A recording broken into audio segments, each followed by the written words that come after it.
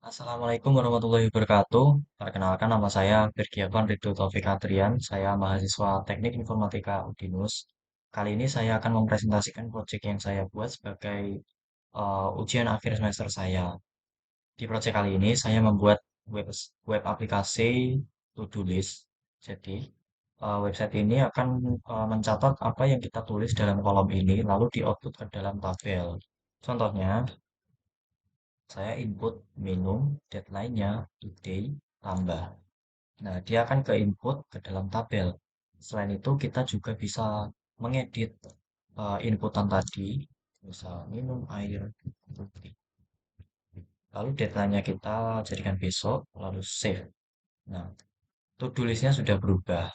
Lalu kita juga bisa menghapus to-do list-nya seperti ini. Nah, langsung saja saya akan menjelaskan codingannya mulai dari HTML-nya. Sebenarnya HTML-nya isinya itu-itu aja sih. Header ini saya dapat dari eh, saya ambil dari project saya sebelumnya, cuman ganti style saja. Lalu di sini saya membuat form. Form ini untuk menginput data-data supaya bisa di-output ke dalam tabel ini. Nah, di dalam tabel body ini kosong karena yang akan mengisi tabel body adalah JavaScript. Nah, ini scriptnya untuk menghubungkan script dengan HTML. Oke, lalu di JavaScript pertama-tama adalah deklarasi variabel. Saya membuat variabel form, table, list. Nah, eh, form document get element by ID artinya variabel form ini menampung elemen yang mempunyai ID to do input. To do input itu adalah form ini. Nah, lalu table juga sama, dia menampung elemen dari to do output dari tabelnya. Di sini list pakai query selector. Kenapa? Karena table body-nya nggak punya ID. Bisa pakai dokumen get element by ID. Caranya tinggal memberi ID pada table body ini. Seperti itu. Lalu kedua, kita membuat event ketika submit data. Jadi ketika kita klik tombol kirim, akan terjadi event sebagai berikut. Pertama, event prevent default. Ini sangat penting karena ini mencegah website agar tidak refresh gitu. Jadi kalau kita tanpa event prevent default, nantinya akan seperti ini. Makan, tambah. Nah, dia sempat ke output sebentar sekali, sekedipan mata, tapi langsung hilang lagi karena page-nya di-refresh gitu. Jadi prevent default ini sangat penting untuk membuat aplikasi to-do list. Lalu ini juga sama, deklarasi variabel lagi. Ini dapat dari ID to do, berarti dari inputan tadi, input di dalam form tadi.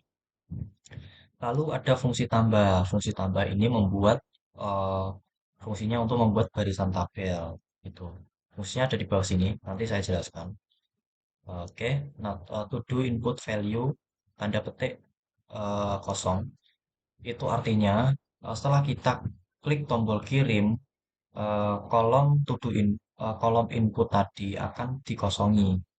Tanggal input juga akan dikosongi setelah klik tombol kirim.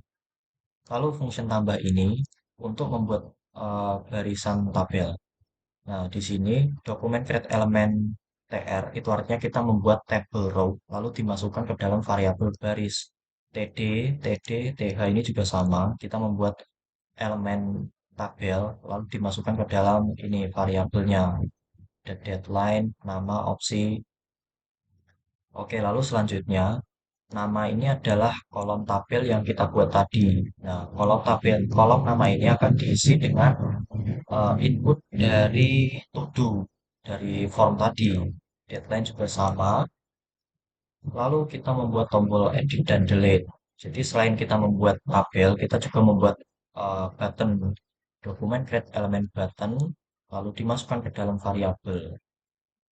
Nah, ini ada edit button class list. Itu artinya kita memberi kelas pada eh, edit button. Berarti button ini kita beri kelas supaya bisa di style di CSS. Begitu.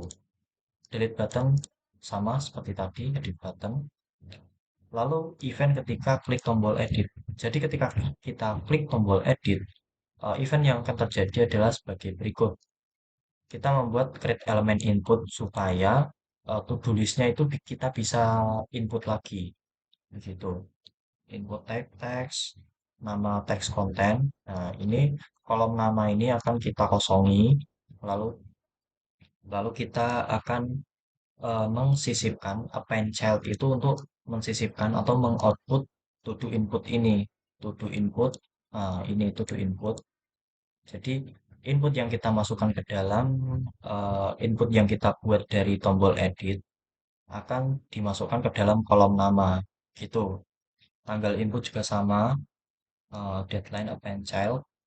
Jadi kolom deadline akan diganti dengan tanggal input yang baru yang sudah kita edit. Lalu replace tombol edit dengan tombol save. Nah, ketika kita klik tombol edit, edit akan di replace dengan tombol save. Jadi kita membuat elemen button, kita namai save, lalu kolom opsi akan kita kosongi, lalu kita isi dengan tombol save dan delete, gitu. Lalu even ketika tombol save diklik, ketika kita klik tombol save, otomatis tombol save-nya akan diganti dengan tombol edit lagi. Jadi setelah kita klik tombol save, to do input value ini to do input value yang baru yang sudah kita edit tadi dimasukkan ke dalam to do ID tadi. Nah, to do tadi akan dimasukkan ke dalam nama kolom nama. Jadi eh, eh, to do yang sudah kita edit akan mereplace to do yang sebelumnya gitu. Deadline juga sama, dia akan di-replace dengan tanggal yang baru. Lalu opsinya, kolom opsi akan dikosongi lalu diganti dengan tombol edit dan delete gitu.